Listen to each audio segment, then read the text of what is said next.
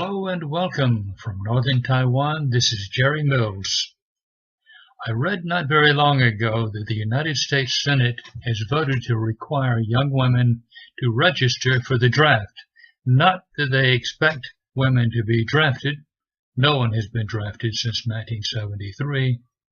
But just in case World War III should break out before Donald Trump assumes the presidency. I wasn't sure at first if it was true. After all, the news came from the New York Times. I later realized that it was true because it was confirmed by none other than Alex Jones, the purveyor of real news. It isn't anything new that women are serving in the military. It may not even be anything new that women may be drafted into the military, except maybe in the American experience. After all, women have been serving in various militaries throughout history for thousands of years. Women have assumed responsibilities normally associated with men. Women soldiers have taken prisoners in battle. And for that matter, women have even been in positions of authority and given orders to men, and the men take the orders without question. So there's really nothing new about women being in combat. Over the past 40 years or so, in fact, women have assumed many of the roles normally associated with men, things thought of as men's work, or things for which previously people believed that women were not qualified. Women have competed with men on level playing fields in many different areas, except, and here's the irony, except on level playing fields. I'm referring to sports. We'll look at a few sports, and it's really surprising that women and men are segregated by gender in those sports. It's a further irony that feminists who insist that women should receive equal pay for equal work, I think they mean equal pay for equal productivity, are saying that just as much money should be spent on women's sports as on men's sports, and the women should be paid the same as the men. But why is it they do not consider that what they're advocating is separate but equal? Does that ring a bell? Does that ring a positive bell, separate but equal? Isn't that something akin to discrimination? Unfair discrimination? Shouldn't we outlaw that? The first sport we'll examine is golf. I know you may be laughing when I speak of golf as a sport. It's incredible that anybody should speak as golf as a sport. And even more incredibly, people actually refer to golfers as athletes. They don't refer to ballet dancers as athletes, but they are far more athletic than golfers. They don't refer to pool players as athletes, but they do essentially the same thing as golfers, putting a stick in their hand, knocking balls in holes. Why in the world should they segregate men and women in golfing, for crying out loud? And even the names of the segregated organizations are discriminatory. What's the name of the men's golfing organization? The Professional Golfers Association. Women are not called professional golfers. They're simply called women. Women's Golfing Association. That's discriminatory. When you speak of athletics, you think of exercise, sweat, and physical fitness. For golfing, you don't need any of those. In fact, Golfing is something that doctors prescribe for their elderly patients. Baseball is even worse.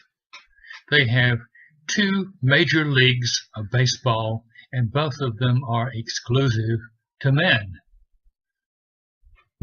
If there's a major league for women baseball players, I haven't heard of it, and they call themselves athletes. How athletic do you have to be to spend half your time sitting on a bench waiting your turn at bat, or spending most of your time standing in the middle of a field scratching his genitals? I'm sure that's not part of the job description. It doesn't have to be. So let the women play. Now let's look at tennis. Everybody already knows that women and men can compete on an equal basis in tennis. I haven't checked the salaries of tennis players, but I have taken a look at the trophies of different cups, that is, national championships. For men, it's the Davis Cup. Women, the Fed Cup. That sounds like it's related to cooking. Men and women, that's the mixed players, it's the Hopman Cup. Just looking at the size of the cups tells you that it's not separate but equal. The entire tennis team for women gets a cup that one can easily hold in her hand.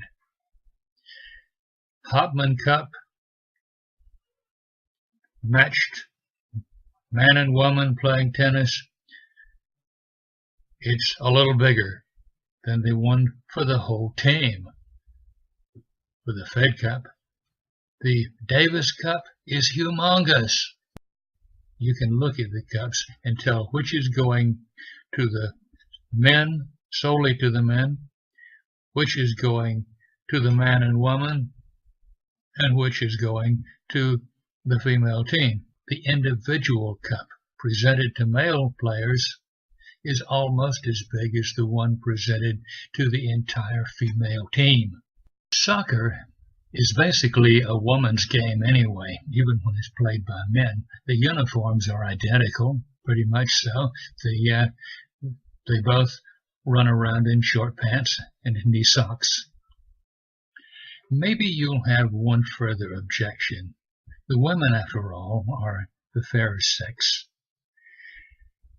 It may be unfair to put them on the same team as men, playing against men. They may not be as aggressive. They could get hurt. Soccer's a woman's game anyway. I tell you what, let's take a look and see just how women do play soccer. Oh, they're not so tough. They look kind of sweet.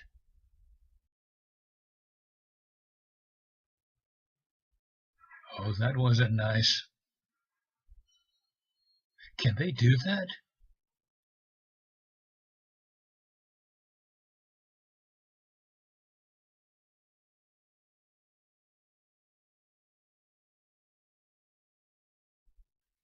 Whoa!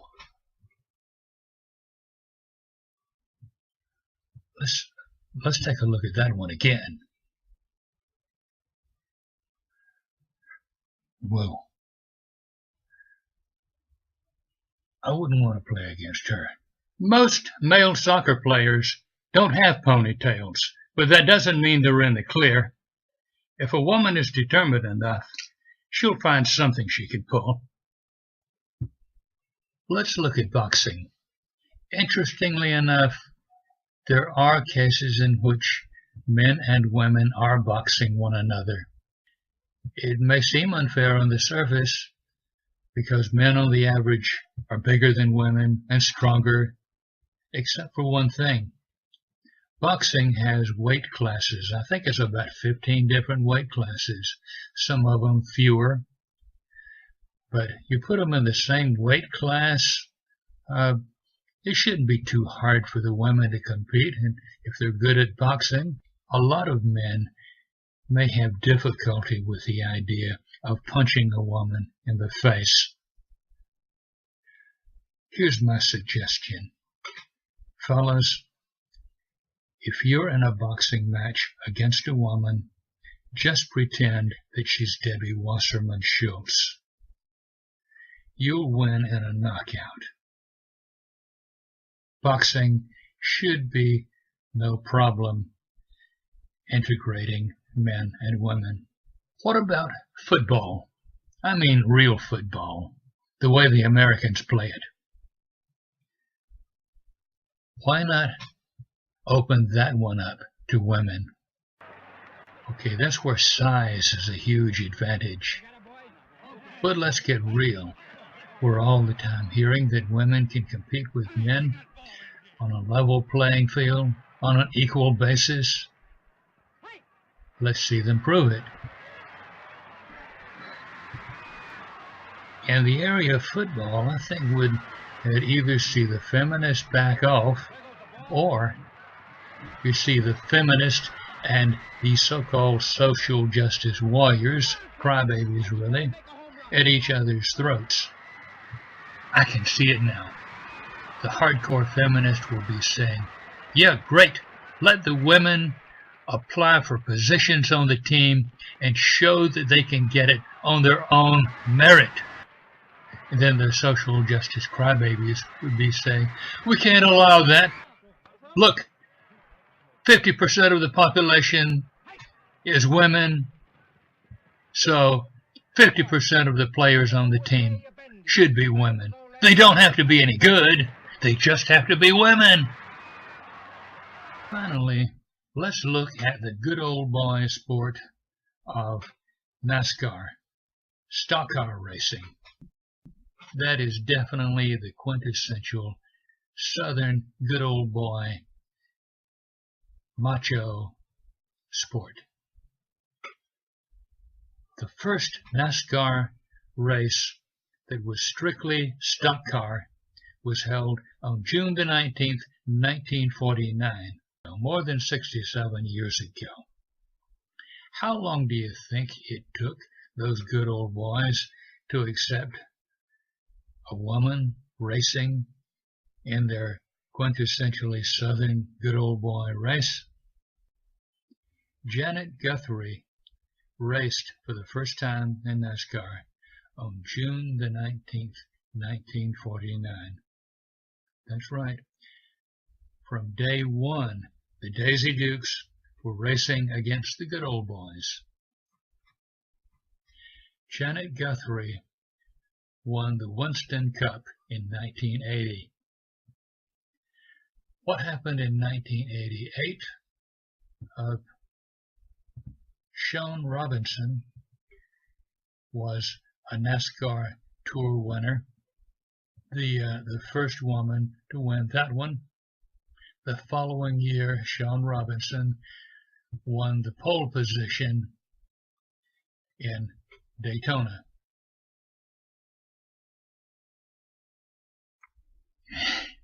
There you have it. If we Southerners, good old boys, all of us, can champion equal rights for women, integrating our sport to let women play on an equal playing field with us, then I challenge the Yankees, the social justice warriors as they call themselves, and the hardcore feminists to put up or shut up. This is Jerry Mills. Good day.